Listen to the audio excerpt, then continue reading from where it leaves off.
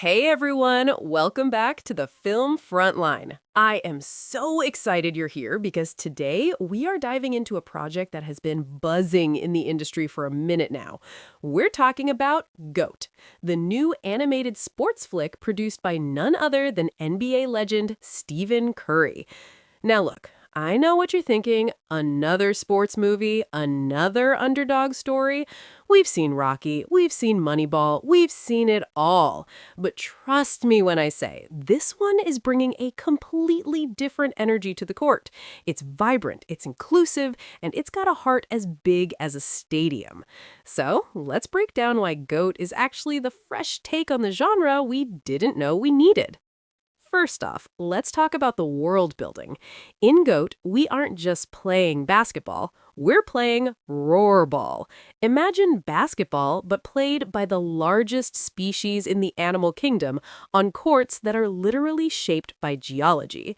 We have the Vineland thorns playing in a lush greenhouse, the magma playing on an active volcano, and the shivers battling it out on a frozen tundra. It gives me major Zootopia vibes, but with a high-stakes athletic twist. Our protagonist is Will Harris, voiced by Caleb McLaughlin. Will is a 5'7" goat, which in the world of Rollerball makes him a small. He's dismissed by everyone because of his stature, despite having a jump shot that is absolute butter.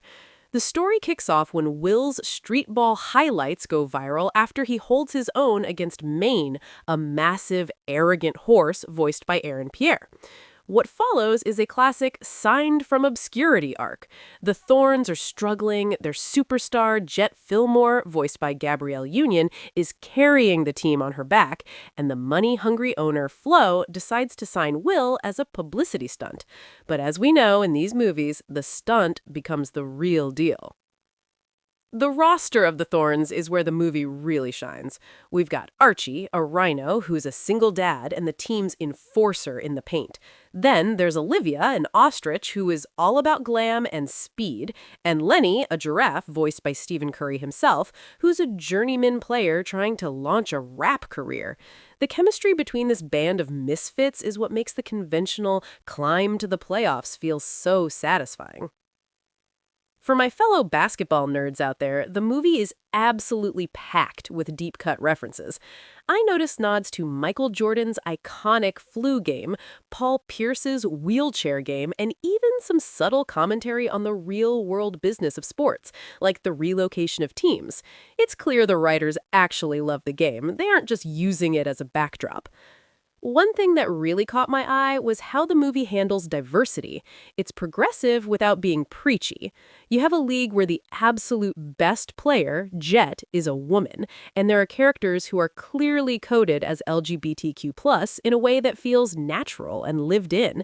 The message is simple. If you can play, you belong. In a world where athletes are often pigeonholed, seeing a movie tell kids that their identity shouldn't limit their ambitions is a total girl boss move in my book. Okay, time for my take. Is GOAT predictable? Honestly, yes. The second act hits a lot of the same beats we've seen in every sports movie since the 90s. The tension between Will and Jet Fillmore feels a little forced at times, like the writers couldn't decide if Jet should be the mentor or the rival, so she ends up being a bit of both in a way that's slightly confusing. Also, the film spends a weirdly long time on adult problems like Will's unpaid bills and social media metrics, which might fly over the heads of the younger audience. However, the animation is stunning. It's kinetic, colorful, and makes the roarball scenes feel electric. What I love most is that it doesn't just focus on Will's talent, it focuses on his resilience. He is constantly defined by what he lacks, his height, but he uses that deficiency to change the way the game is played. It's a story about trailblazers.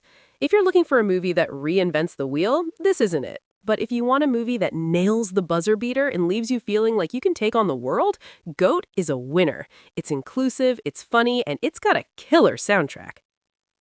So, that's the breakdown on GOAT. I want to hear from you guys. Do you think sports movies are better when they stick to the classic underdog formula, or are you looking for more roarball-style world building in the future? Drop your thoughts in the comments below. If you enjoyed this deep dive, make sure to smash that like button and subscribe to the Film Frontline. We are constantly breaking down the biggest news and reviews in Hollywood, and you definitely don't want to miss what's coming next. Thanks for hanging out with me, and I'll see you in the next one.